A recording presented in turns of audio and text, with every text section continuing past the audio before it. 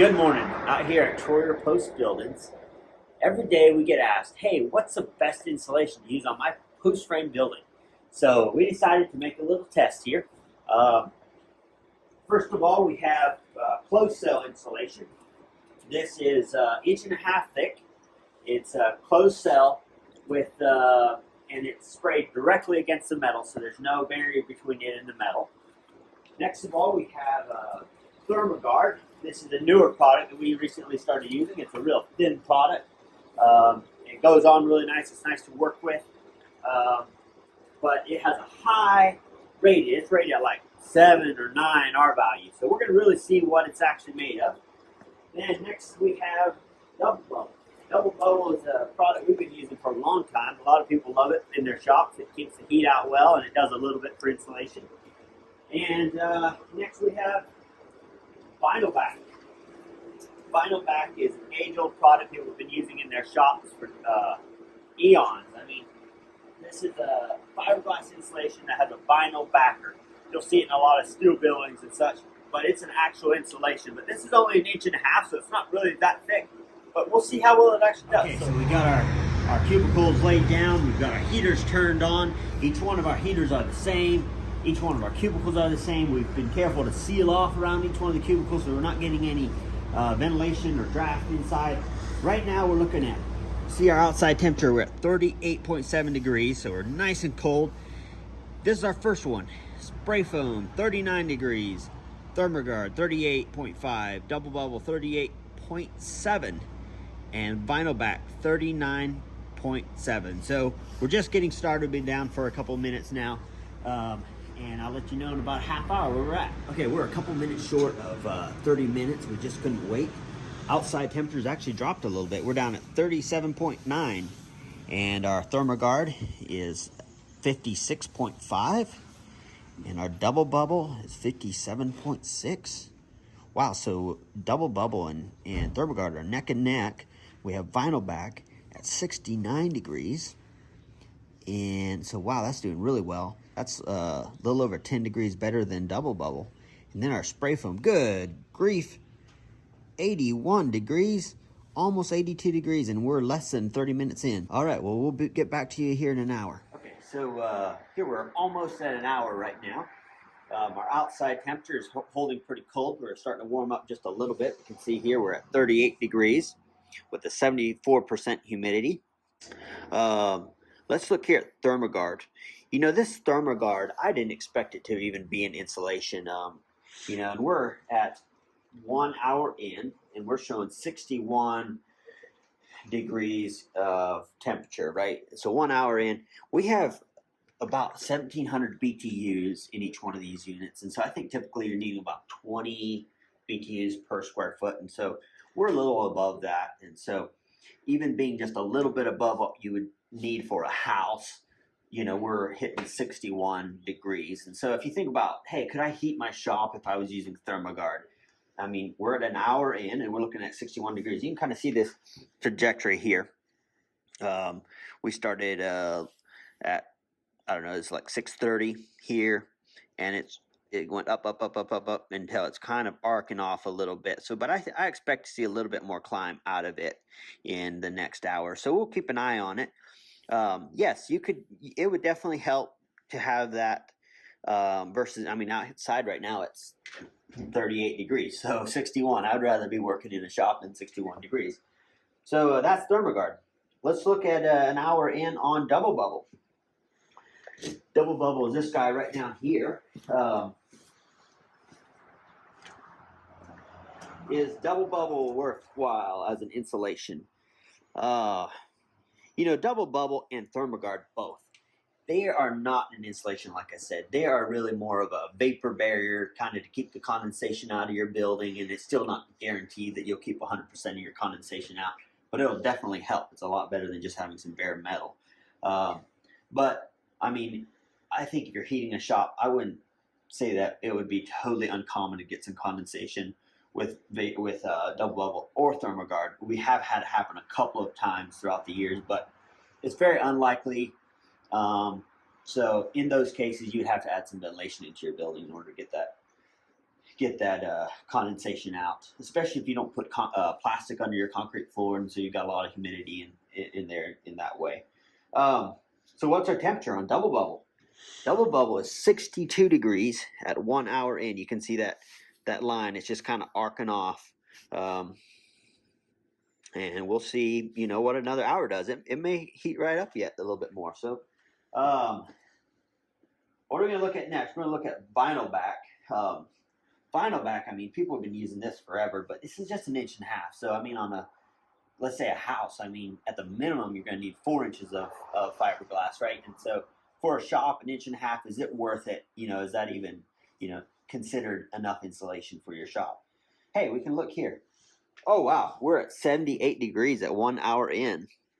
That's, I mean, that's pretty good. I could live in 78 degrees. That's awesome. 1 hour in, and we're seeing, like just the rest, the temperature seems to be arcing off a little bit. I'm not really sure about this. Let's say zoom it up. It looks a little more direct, so I don't know for sure how much it's arcing yet. We'll see in an hour what we do.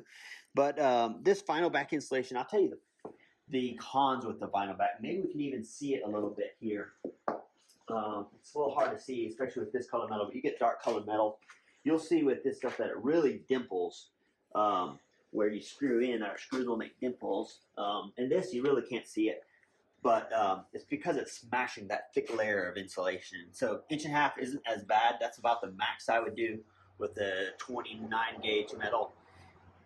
I would, you know, I might do 2 inches with the 26 gauge metal, a little thicker metal, but you'll see on big steel frame buildings, they're using like a R panel, which is a lot heavier rib, and that keeps that dimpling from happening. So is it a good product? I mean, obviously we can see our temperatures are, I mean, 78 degrees in 1 hour's time. I mean, it's a good product. It works well. Installers hate it, you know, and it's a lot of work, you know, so is it worth the cost? I mean, that's up to you. It does work. It's a good product. And last, I know we're all curious about is where is spray foam at. So on down here to the spray foam one. Not that we can see anything from out here, but this spray foam has been sprayed directly to the metal, like I said. Some people will put a Tyvek in between the metal and your spray foam. That way, if you ever want to change out a piece of metal, you can. And the thing I see with doing that is not only does it give you the ability to change out the piece of metal, sometimes you'll get some real pulling on that metal. If you don't do it, and it'll make little divots, especially like if your colors are like a dark colored metal that really stands out. So 1 hour in, a little bit, yeah, right at 7:36. So we're exactly 1 hour in, and we are looking at 97 degrees. Oh my word, that's crazy. And 16% humidity. So it just like sucked that humidity out of the air too. Yeah, I mean, that's blowing my mind. I really didn't think it would do that good. But 97 degrees. Hey, we'll see. I mean, hopefully we don't start something on fire. So hey, we'll give it another 30 minutes, maybe an hour. We'll let you know where we're at. All right. So we're at 1.5 hours right now. Our outside temperature continues to hold around 38 degrees. And then we'll look at our Thermoguard here. Thermoguard, we're at 63 degrees, 50% humidity. Double bubble, we're at 64 degrees, 38% humidity. I have no idea why the humidity is staying higher in Thermoguard than double bubble. Someone on the comments is going to tell me. Vinyl Back, we're 82 degrees. Wow, that's doing well. And 34% humidity. And then spray foam, it was like insane. 102 degrees. Guys, that's crazy. 14% humidity. I don't know what's happening in there. I'm waiting for it to light up. So here we are at 2 hours in. This is going to be our last check. I think we might leave it on for a few more hours and see if it really changes. But here we are. Outside temperature is 38 degrees. So we're holding pretty steady. And the humidity outside is 72%. Thermoguard, we're at 64 degrees, 64.9. So we've gained just a very little, maybe a degree, I don't remember. 50% humidity. And then double bubble, 66 degrees and 37% humidity. So these two are my big comparisons because we do a lot of these two, and so I'm wondering, hey, which one is better? You know, price comparison, I mean, that's a degree difference. There's not a lot of difference between those two. But, I mean, there's probably 20 cents difference in cost. So is it worth an extra 20 cents per square foot to do double bubble? Probably not. So that's kind of my verdict right there on those two products. I wouldn't call them, hey, that's an insulation. But if I need a little something to keep the chill out of my shop and I didn't want to put a lot of money in insulation, I would definitely go with Thermoguard. I mean, that's my take because of the price difference and the quality of it. Double bubble over the years sometimes will flake out, and we're not just big fans of the product, but Thermoguard, it's a little tougher, it's thinner, and so I mean it's a third of the thickness of what double bubble is, and so it performing that well is actually, I mean, quite outstanding in my opinion. Next up are our true insulations. I mean, 1.5 inch vinyl back or fiberglass. That's a somewhat of an insulation. It's still not. I wouldn't say that's obviously that's not house standards, but you know, it's probably rated at 6 R value or something like that. And then spray foam, 1.5 inch spray foam. Yeah, that's fantastic. That's a good insulation. Let's look here at our temperatures, what we're doing. Vinyl back, we're at 2 hours in, like I said, 84 degrees, 84.9. That really is, I mean, that really shocks me. I didn't really think it would be doing that well. And then spray foam, that's insane. That's just insane. 105. I didn't know. I mean, I like spray foam. I use it, and it's a great product, but I didn't know it was that much better than vinyl back.